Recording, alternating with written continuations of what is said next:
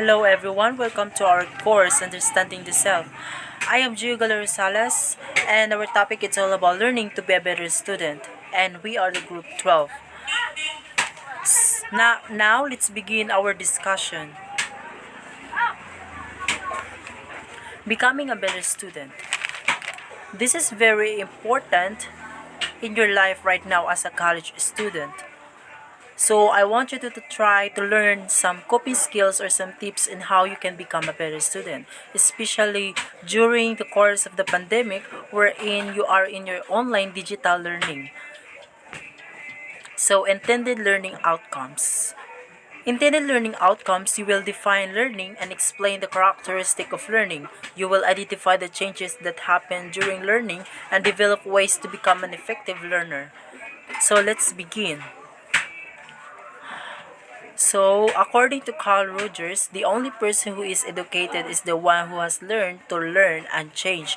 Well, as what people say, no, you needed to become a lifelong learner, wherein you continuously learn and relearn lots of new things in life, wherein you try to develop new strategies for you to learn effectively and for you to also to change again. It is important for you to change and at the same time learn new things. Some things that we learn sometimes they needed to be unlearned for you, for those new things learning to come into as well. That is very deep, but you will realize what I'm saying in your journey in your college life. So learning define. Learning involves change. Learning involves acquiring changes in the present knowledge, skills, habits, behaviors, or tendencies through experience, practice, or formal education. So basically, through studying, we learn not only knowledge but also the skills, the habits, behaviors.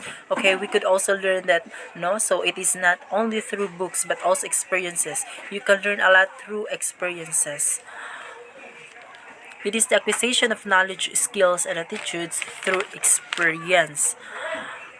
Again, learning new knowledge and skills every day keeps the structure of the brain in constant change, which increases brain's ability to learn. So I want to really reiterate, know that when you try to use your brain, you will really develop, know how you learn new things, and you will develop your skills basically, and your brain also changes.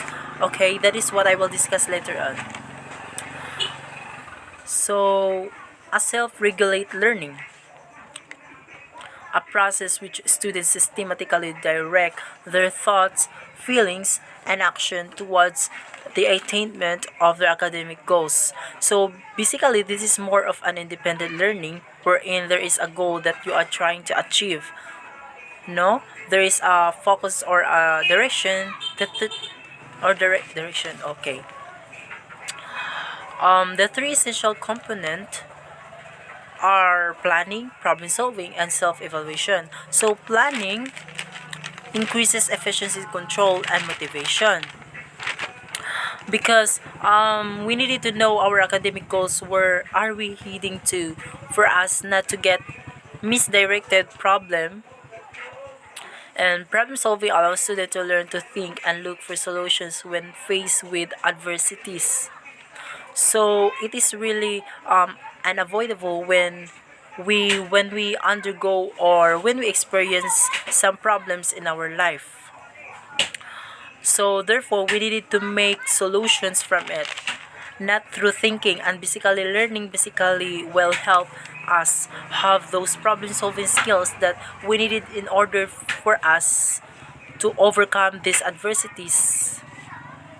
Self evaluation increases self awareness. It leads to a better understanding of one's own emotions, strengths, and weaknesses. So, self evaluation is very, very important as well. So, with these three components, now we can be able to really direct ourselves to our goal, our academic goals, for us to progress and continue. Okay, with our learning, no. So I hope you've learned something from this planning, problem solving, and self evaluation. And that is all about my topic. Thank you for listening. Good morning, everyone, especially to you, Ma'am Venus. I am Irish Jane El Pasias, and for today, I will be discussing the metacognition, neuroplasticity, and cerebral cortex. First, we have metacognition. It is the awareness of one's thinking and the strategies one uses to learn.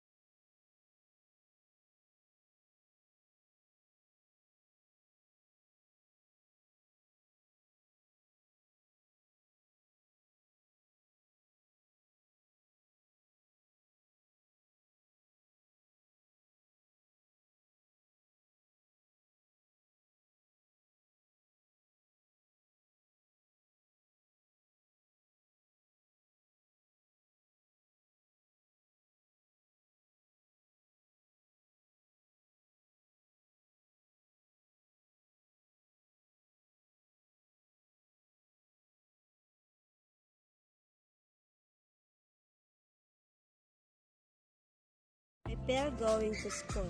So in preparing going to school, you need to always try to research or read the next lesson, do your assignments at home or before going to school. Eat and have proper rest before going to school. So in preparation for school, not only your assignments are making sure that you have all the tools you need for class ready and prepared, but to also make sure to have your body prepared by making sure to have enough rest and eating as to ensure that you as a student have enough energy to go through the entire day. Next is use different resources. So in using different resources will enable you as a student to access more information and be able to learn the latest learnings and information related to the subject matter that you are studying.